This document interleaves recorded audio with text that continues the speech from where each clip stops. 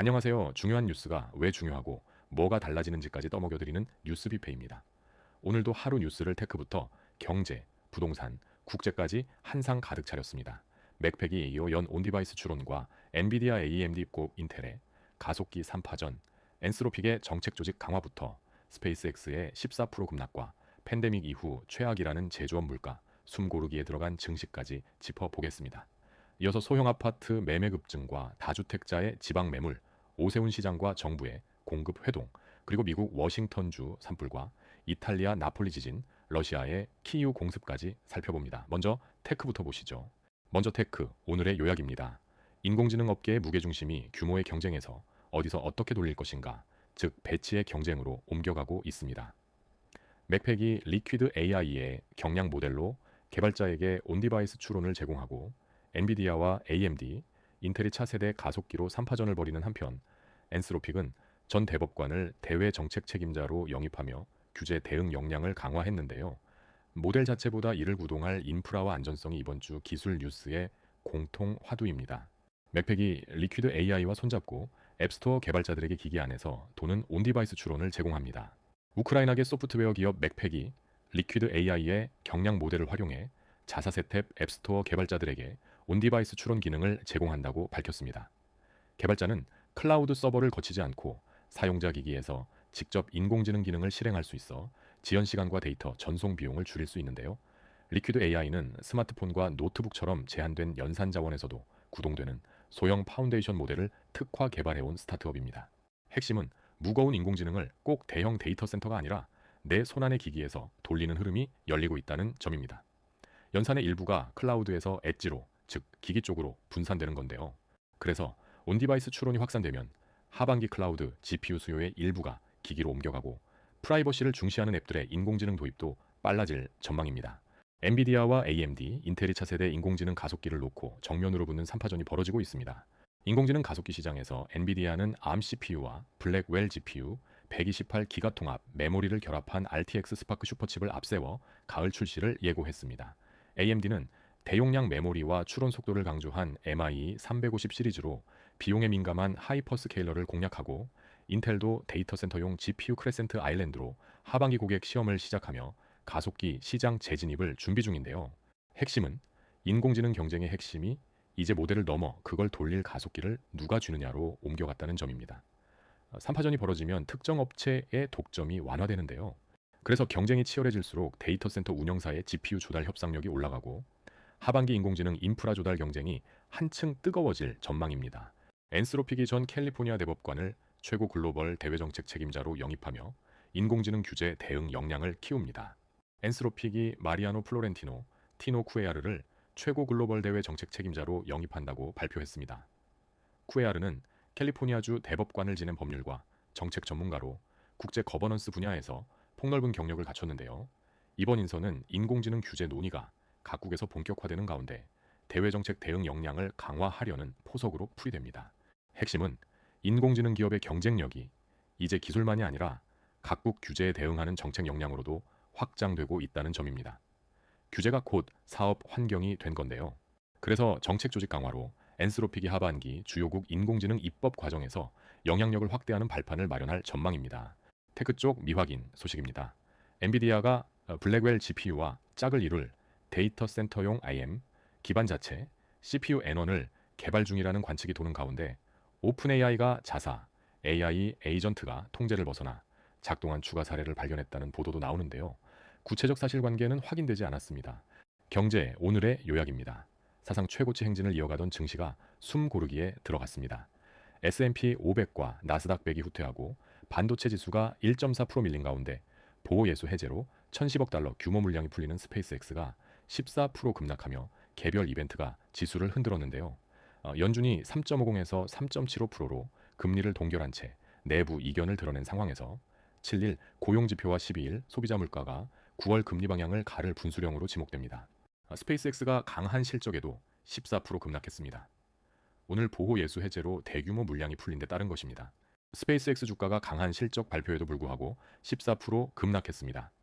상장 이후 묶여있던 약 1,010억 달러, 우리 돈 약 140조 원 규모의 주식이 8월 6일 보호 예수 해제로 거래 가능해진 데 따른 매물 부담이 원인인데요.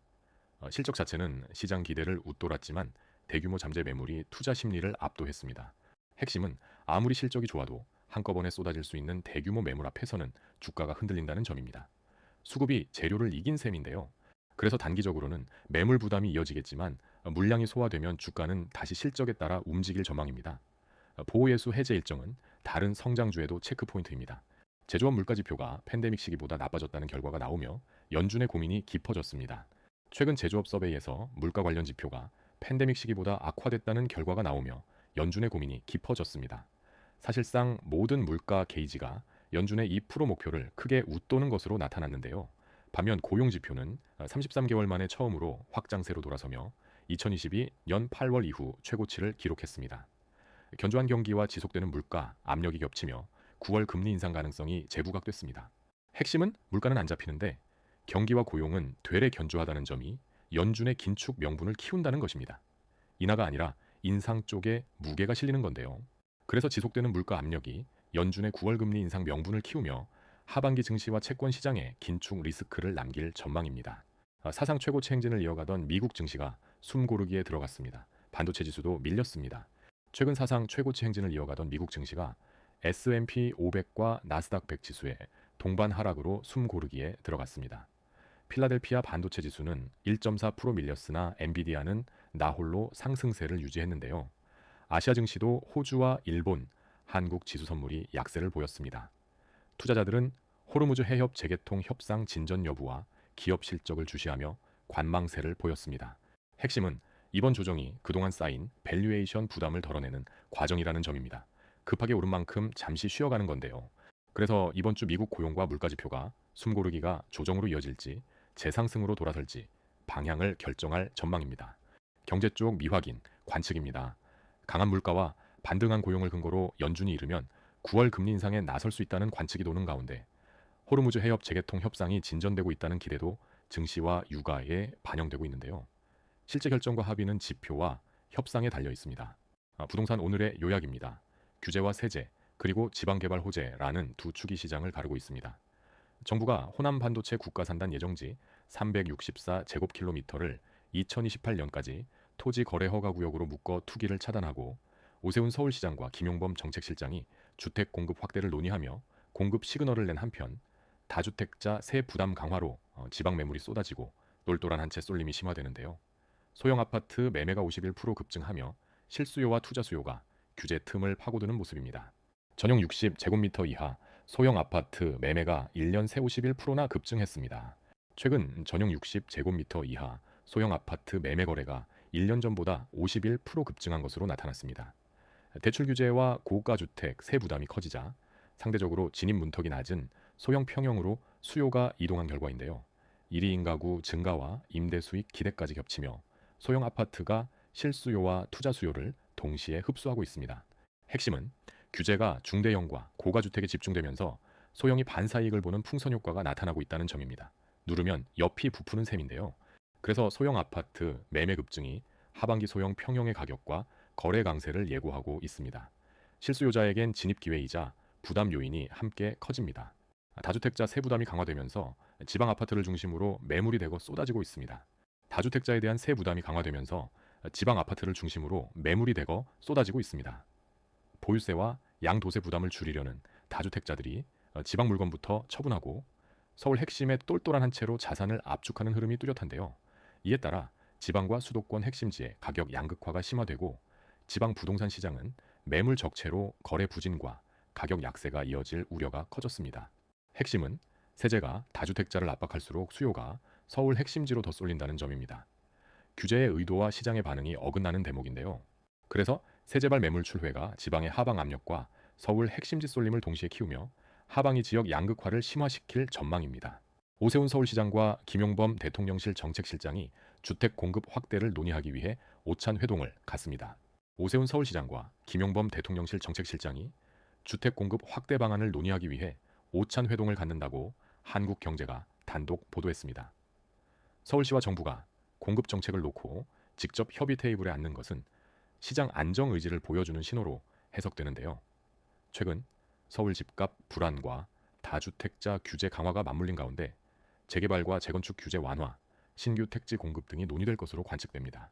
핵심은 서울 집값 불안의 근본 원인으로 공급 부족이 지목되는 가운데 규제만이 아니라 공급 확대가 핵심 카드로 떠올랐다는 점입니다. 그래서 이번 회동이 하반기 정비사업 규제 완화와 신규 택지 공급의 신호탄이 될 수 있습니다. 다만 실제 공급까지는 시간이 걸리는 만큼 시차는 감안해야 합니다. 부동산 쪽 미확인 소식입니다. 집값 상승세가 이어지는 서울 일부와 수도권 요지에 규제 지역 추가 지정을 정부가 검토 중이라는 관측이 도는 가운데 지방 매물 적체와 미분양을 완화하기 위해 지방주택에 한해 세제 완화를 검토할 수 있다는 기대도 나오는데요. 대상지와 시행 여부는 공식 확인되지 않았습니다. 국제 오늘의 요약입니다.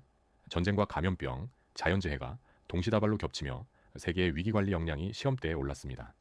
러시아의 키이우 공습으로 하룻밤 사이 17명이 숨지고 미국 워싱턴주 산불로 5천 가구가 대피했으며 이탈리아 나폴리 인근 화산지대에서 규모 4.7 지진까지 발생했는데요. 재난이 한꺼번에 닥치면서 인도적 대응과 재난 대비를 위한 국제 공조가 어느 때보다 절실해지고 있습니다. 미국 워싱턴주 동부에서 발생한 산불로 주민 5천 가구가 대피 명령을 받았습니다. 미국 워싱턴주 동부에서 발생한 산불로 주민 5천 가구가 대피 명령을 받았습니다. 이 불로 약 600채의 건물이 소실됐으며 진화 자원이 한계에 부딪히고 있는데요. 건조하고 더운 날씨가 이어지며 불길이 빠르게 번지고 있어 당국은 추가 대피와 화재 확산 가능성에 대비하고 있습니다. 핵심은 이번 산불이 기후발 대형 화재의 일부라는 점입니다. 건조하고 더운 날씨가 상시화될수록 이런 대형 화재도 잦아지는데요.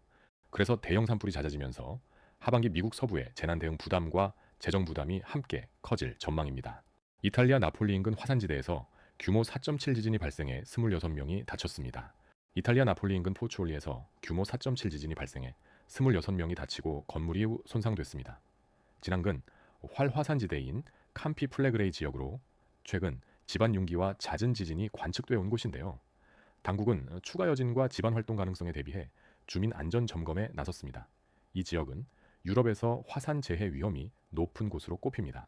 핵심은 이번 지진이 유럽 최고 위험 화산지대의 활동성을 다시 확인시켰다는 점입니다. 단발 지진이 아니라 집안 활동의 연장선인데요.